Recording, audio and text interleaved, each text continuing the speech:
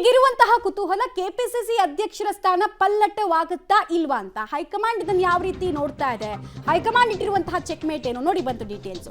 KPCC ಅಧ್ಯಕ್ಷರ ಬದಲಾವಣೆ ಆಗಬೇಕಂದ್ರೆ ಒಮ್ಮತದ ಅಭ್ಯರ್ಥಿನ ಸೂಚಿಸಿ ಅಂತ ತಮ್ಮದೇ ಲೆಕ್ಕಾಚಾರದಲ್ಲಿ ಡೆಲ್ಲಿಗೆ ಹೋದಂತಹ ಸಿಎಂ ಹಾಗೂ ಡಿಸಿಎಂಗೆ ಚೆಕ್ ಮೇಟ್ ಅನ್ನ ಖರ್ಗೆ ಇಟ್ರ.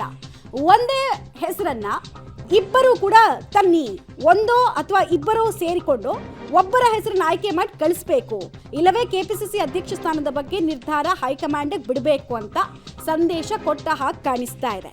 ಇದು ಒಂದೇ ಗೊಂದಲ ನಿವಾರಣೆಗೆ ಇರುವಂತಹ ಆಯ್ಕೆ ಅನ್ನೋದನ್ನ ಹೈಕಮಾಂಡ್ ನೋಡ್ತಾ, ಆಮೇಲೆ ಮೇನ್ ಪ್ಲೇಯರ್ಸ್ ಯಾರಿದ್ದಾರೆ ಡಿಸಿಎಂ ಮತ್ತು ಸಿಎಂ ಅವರೇ ನೀವು ಅಂಪೈರ್ ಸ್ಥಾನದಲ್ಲಿ ನಿಂತ್ಕೊಳ್ಳಿ, ಮೇನ್ ಪ್ಲೇಯರ್ಸ್ ಆಗಕ್ಕೆ ಹೋಗ್ಬೇಡಿ ಅನ್ನುವಂತಹ ಒಂದು ಸಂದೇಶವನ್ನು ಕೊಟ್ಟಿದ್ದಾರೆ. ಈ ಸನ್ನಿವೇಶದಲ್ಲಿ ಇದು ಸಾಧ್ಯನಾ ಅನ್ನೋದು ಒಂದು ಪ್ರಶ್ನೆ. ಮತ್ತು ಇಲ್ಲಿ ತನಕ ಇತಿಹಾಸದಲ್ಲಿ ಶಾಸಕರ ಅಭಿಪ್ರಾಯವನ್ನು ಸಂಗ್ರಹಿಸಿ ಕೆಪಿಸಿಸಿ ಅಧ್ಯಕ್ಷರನ್ನಾಗಿ ಮಾಡಿದ್ದು ಇಲ್ಲವೇ ಇಲ್ಲ ಇಲ್ಲಿ ತನಕ ಹಿಸ್ಟ್ರಿನಲ್ಲೇ, in the history of Congress. But ಒಪಿನಿಯನ್ಗಳನ್ನು ಕೇಳಿದ್ದಾರೆ. ಯಾವಾಗ 2016ರಲ್ಲಿ ಕೆಪಿಸಿಸಿ ಅಧ್ಯಕ್ಷರಾಗಿ ಡಿ ಕೆ ಶಿವಕುಮಾರ್ ಪದಗ್ರಹಣ ಮಾಡಬೇಕಾಗಿತ್ತು, ಬಟ್ ಅವರು ಅಮೆರಿಕಕ್ಕೆ ಹೋದ್ರು.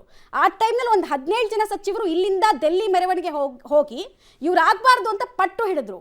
ಇಡೀ ಚದುರಂಗದಾಟನೇ ಅಲ್ಲಿ ಚೇಂಜ್ ಆಗಿತ್ತು. ಅದು ಬಿಟ್ಟರೆ ಇನ್ನೆಲ್ಲೂ ಕೂಡ ಶಾಸಕರ ಅಭಿಪ್ರಾಯವನ್ನು ಸಂಗ್ರಹಿಸಿ ಕೆಪಿಸಿಸಿ ಅಧ್ಯಕ್ಷ ಮಾಡಿದ ಇತಿಹಾಸ ಇಲ್ಲ. ಈಗ ಆಗತ್ತಾ, ಇದಕ್ಕೆ ಇವರು ಒಪ್ಕೊಳ್ತಾರಾ ಅಂತ? ಬಿಕಾಸ್ ಒಂದು ಆಟದಲ್ಲಿ ನಾನು ಮೇನ್ ಪ್ಲೇಯರ್ ಆಗಬೇಕು ಅಂತಿದ್ದವ್ರಿಗೆ ಅಂಪೈರ್ ನೀನು ಆಗು ಅಂದರೆ ಒಪ್ಕೊಳ್ತಾರೆ, ಉಸ್ತುವಾರಿ ಆಗು ಅಂದರೆ ಒಪ್ಕೊಳ್ತಾರೆ. ಡೀಟೇಲ್ಸ್ ಕೊಡ್ತಾರೆ ಸುಕೇಶ್. ಹೈಕಮಾಂಡ್ಗೆ ಇದು ಒಂದೇ ಮದ್ದು ಅನ್ನೋ ದಾರಿಯ ಮೂಲಕ ಏನೋ ಒಂದು ಸೊಲ್ಯೂಷನ್ ಅನ್ನು ಕೊಟ್ಟಿದ್ದಾರೆ. ಬಟ್ ಇದನ್ನು ಎಷ್ಟರ ಮಟ್ಟಿಗೆ ಒಪ್ಕೊಳ್ತಾರೆ ಮತ್ತು ಇಬ್ಬರು ಸೇರಿ ಒಮ್ಮತದ ಅಭ್ಯರ್ಥಿನ ಆಯ್ಕೆ ಮಾಡುವಂತಹ ಸಾಧ್ಯತೆ ಕ್ಷೀಣನ ಹೇಗೆ?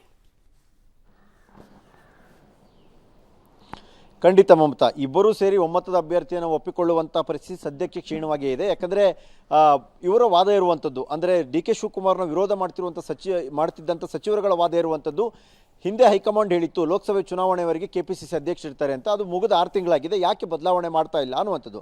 ಆದರೆ ಹೈಕಮಾಂಡ್ಗೆ ಇರುವಂಥ ಸವಾಲು, ಡಿ ಕೆ ಶಿವಕುಮಾರ್ರಷ್ಟು ಸಮರ್ಥರಾಗಿರುವ ಇನ್ನೊಬ್ಬ ನಾಯಕರನ್ನು ಕೆಪಿಸಿಸಿ ಪಟ್ಟಕ್ಕೆ ತರಬೇಕಾದ್ರೆ ಯಾರು ಸೂಕ್ತ ಅನ್ನುವಂಥದ್ದು. ಇವೆಲ್ಲ ಗೊಂದಲದ ಮಧ್ಯದಲ್ಲಿ ದಿನಕ್ಕೊಬ್ಬ ಸಚಿವರು ಹೇಳಿಕೆಗಳನ್ನ ಕೊಡ್ತಾ ಇರೋದ್ರಿಂದ ಅವೆರಡಕ್ಕೂ ಒಂದೇ ಬಾರಿಗೆ ಬ್ರೇಕ್ ಹಾಕಬೇಕು ಅನ್ನೋ ನಿಟ್ಟಿನಲ್ಲಿ ಬಹುಶಃ ಎಐಸಿಸಿ ದಾಳವನ್ನು ಉರುಳಿಸಂತೆ ಕಾಣಿಸ್ತಾ ಇದೆ.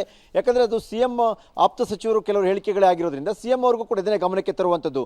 ನೀವು ಮತ್ತು ಡಿ ಕೆ ಶಿವಕುಮಾರ್ ಒಟ್ಟಿಗೆ ಕೂತು ಒಮ್ಮತದ ಅಭ್ಯರ್ಥಿಯನ್ನೇನಾದರೂ ಆಯ್ಕೆ ಮಾಡಿ ಹೆಸರನ್ನು ಸಜೆಸ್ಟ್ ಮಾಡಿದ್ರೆ ಆಯಿತು, ನಾವು ಕೆಪಿಸಿಸಿ ಅಧ್ಯಕ್ಷರು ಕೂಡ ಬದಲಾಯಿಸೋಣ ಅನ್ನುವಂಥದ್ದು.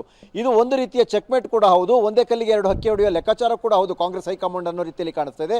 ಹಾಗಾಗಿ ಒಮ್ಮತ ಮೂಡುತ್ತಾ ಅಥವಾ ಅದು ಹೀಗೆ ಎಳೆದಾಟ ಆಗ್ತಾ ಹೋದರೆ ಅಟ್ಲೀಸ್ಟ್ ಬೇರೆ ಗೊಂದಲದ ಮಾತುಗಳು ಬರದೇ ಇರಲಿ, ಅವಕಾಶ ಬಂದಾಗ ಮುಂದೆ ಬದಲಾವಣೆ ಮಾಡಿಕೊಂಡ್ರೆ ಆಯಿತು ಅನ್ನುವಂಥ ಲೆಕ್ಕಾಚಾರದಲ್ಲಿ ಹೈಕಮಾಂಡ್ ಈ ದಾಳವನ್ನು ಉರುಳಿಸಂತೆ ಕಾಣಿಸ್ತಾ ಇದೆ ಮಮತಾ. ಆಲ್ ರೈಟ್, ಧನ್ಯವಾದ ತಮ್ಮೆಲ್ಲ ಮಾಹಿತಿಗಾಗಿ ಸುಕೇಶ್. ಒಟ್ಟಿನಲ್ಲಿ ಈ ಕ್ಷಣಕ್ಕೆ ಹಿಟ್ ವೇರ್ ಇಟ್ ಹರ್ಟ್ಸ್ ಅನ್ನೋ ರಾಜಕಾರಣವನ್ನ ಹೈಕಮಾಂಡ್ ಮಾಡ್ತಾ ಇದೆ. ಅಂದರೆ ಎಲ್ಲಿ ಸಮಸ್ಯೆ ಆಗುತ್ತೋ ನಿಮಗೆ ಆ ಸಮಸ್ಯೆಯ ಮೂಲಕನೇ ನೀವು ಮುಂದಕ್ಕೊಂದು ಸೊಲ್ಯೂಷನ್ ತನ್ನಿ ಅನ್ನೋ ರೀತಿಯಲ್ಲಿ ರಾಜಕಾರಣವನ್ನು ಮಾಡ್ತಿದ್ದಾರೆ. ಬಟ್ ಇದನ್ನು ಹೇಗೆ ಎರಡೂ ಬಣದ ನಾಯಕರು ಇದಕ್ಕಿನ್ನೇನು ಕೌಂಟರ್ ಪಾಲಿಟಿಕ್ಸ್ ಅನ್ನು ಮಾಡ್ತಾರೆ ಅನ್ನೋದು ಕುತೂಹಲಕ್ಕೆ ಕಾರಣ ಆಗ್ತಾ ಇದೆ. ಒಬ್ಬರನ್ನ ದುರ್ಬಲಗೊಳಿಸೋದಕ್ಕೆ ಒಬ್ಬರನ್ನ ಹಣಿಯೋ ಪ್ರಯತ್ನವನ್ನು ಮಾಡ್ತಿದ್ದಾರೆ ಅನ್ನೋ ಹೈಕಮಾಂಡ್ ಗಮನಕ್ಕೂ ಬಂದಿದೆ. ಹೀಗಾಗಿ ಇದು ಸೊಲ್ಯೂಷನ್ ಅಂತ ಕೊಟ್ಟಿದ್ದಾರಂತೆ.